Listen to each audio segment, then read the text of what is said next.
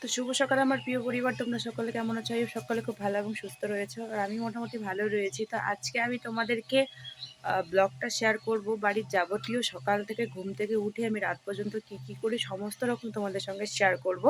তো চলো, শেয়ার করতে করতে তোমাদের সঙ্গে কথাগুলোও বলবো, তোমরা দেখতে থাকো। তো চলো, ছোটদের অনেকটা ভালোবাসা, বড়দের প্রণাম জানিয়ে শুরু করছি আজকের দিনটি। দেখতে থাকো কিন্তু, হ্যাঁ। তো সকালবেলা আমি উঠেই কিন্তু সর্বপ্রথম মেয়েকে নিয়ে হাঁটাহাঁটি একটুখানি করলাম। হাঁটাহাঁটি করার পরে ওদিকে আমি হাঁটাহাঁটি করার সময়টাতেই ব্রাশ করে নিই।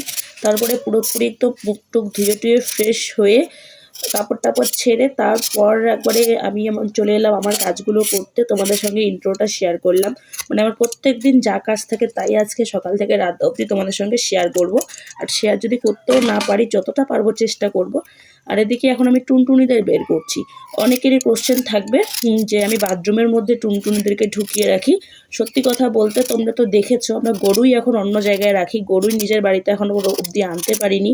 বিয়ে হওয়ার 1 বছর পার হয়ে গেল তবুও। আর আমার বিয়ের গরু ছিল তো ওগুলো আনতে পারিনি এখন বাড়িতে, মানে বাবাদের ওই পুরনো বাড়িতেই থাকে। তারপরে হচ্ছে আমরা যেহেতু বাথরুমটা ইউজ করি না, সেরকম বাড়িতে আমাদের মানুষ নেই, আমি তো একাই একজন মহিলা মানুষ। তো তারপর হচ্ছে মেন কথা, গোয়ালঘর বানাবো 2-1-এর মধ্যেই হবে। তখন থেকে আর দেখা যাবে ছাগল গরু এখানেই রাখবো। আপাতত আমরা এখানেই রাখি। আর গ্রাম অঞ্চলের ব্যাপারটা তো একদম আলাদাই হয়। গ্রাম অঞ্চলে বেশিরভাগ মানুষের বাড়িতেই দেখবে যে বাথরুম আর ওই বাথরুমের কাজে লাগে না, অন্য কোনো কাজে লেগে যায়। তারপরে হচ্ছে যাই হোক, তারপরে আমি বের করলাম হচ্ছে আমার টমিকেও হচ্ছে সারাদিনের বাড়িতে মানে বারান্দার বাইরেই রেখে দিই। ওখানেও পেশাব পটি যা আছে খাওয়া দাওয়া ওখানেই সব কিছু হয়। একবারে সন্ধ্যার একটু আগে ওকে বারান্দায় ঢুকিয়ে রাখি। তারপরে বের করলাম আমার জিএসটি মুরগি দুটোকে। তোমরা তো দেখেছো আগের একটা ব্লগে যে আমরা জিএসটি মুরগি আমি নতুন আবার 2টা কিনেছি। তো সেগুলোকে এখন বের করে বেঁধে রাখলাম এদিকে, কারণ নতুন তো এখন ছাড়া যাবে না। আর শিয়ালের উৎপাত খুব বেড়ে গেছে, মানে ফাঁকা সময় পেলে কুকুর শিয়ালের প্রচুর ভয়। তো এই কারণে ওদেরকে আর এখন এখানে কটা দিন বাঁধা থাকুক, ঘরটা হয়ে গেলে ওদেরও ঘর করে দেবো, চিন্তা নাই। তবে তো একটা ঘর হোক, কারণ এই দেখতে পাচ্ছ যে মানে এই বাড়িটা, এই বাড়ি আর এরকম থাকবে না, 2-1-এর মধ্যেই চেঞ্জ হবে আর কি, এটুকু আমি বলতে পারছি। তো তারপরে চলো, এবার আমার আর একটা কাজ রয়েছে, সেটা হচ্ছে গরু বের করা। সকালে উঠে কিন্তু আমার একটা প্রহর এইসব কাজকর্মগুলো করতেই যায়। তো এখন কিন্তু মেয়েকে আবার ঘুম পাড়িয়ে দিয়েছি, ও হাঁটাহাঁটি করে এসে একটুখানি খাইয়ে ঘুম পাড়িয়ে দিয়েছি। তারপরে গরু যেহেতু বাবাদের বাড়িতে থাকে, তো ওই গরু হচ্ছে বের করে আর ডিগির পাড়ে রেখে দিলাম। আমাদের 2টো ডিগি রয়েছে, তোমাদেরকে একটা ব্লগে দেখিয়েছিলাম। আর এসব এখন দেখিয়েও লাভ নেই, কারণ এসব তো আমার সব শ্বশুরমশাইয়ের। আমার বরের তো এখন কিছু নেই এসব, তাই তোমাদেরকে এসব আর দেখাচ্ছি না। আর আমার বললে তো একদমই ভুল হবে, এসব আমার কিন্তু সব শ্বশুর বাবার। তো এই হচ্ছে শ্বশুর বাবার সেই ঘর। তো এখানে হচ্ছে এই পাথরটা দিয়েই আমি গরু বাঁধি, গরুকে মানে খুঁটগুলো গাড়ি আর কি।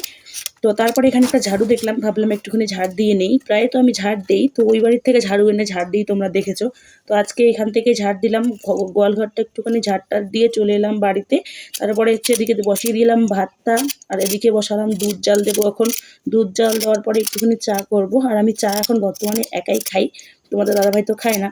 তো এই যে আমুল দুধের প্যাকেটটা কালকে আনা হয়েছে, এইটা মানে যতটাই এই দুধে মানে এই দুধটার চা খেতে খেতে না, তখন আর মানে গরুর দুধের চাটা এতটাই পাতলা লাগে, মানে আর ভালোই লাগে না। তখন মনে হয় কি যে মানে জল মেশানো বা এরকম একটা কেমন জানি মনে হয়। তবে এই আমুল দুধটা অনেকটা গাঢ়, তো এই কারণেই।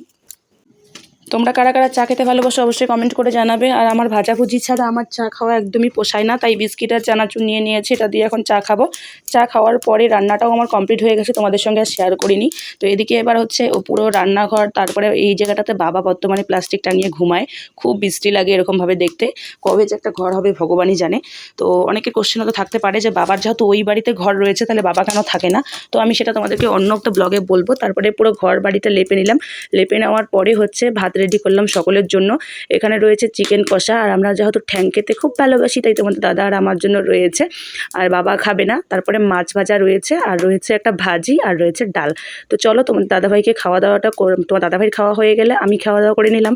নেওয়ার পরে এবার একদম বিকেল 5:30 নাগাদ তোমাদের সঙ্গে শেয়ার করছি। মেয়ে ঘোরাঘুরির জন্য খুব কান্নাকাটি করছে।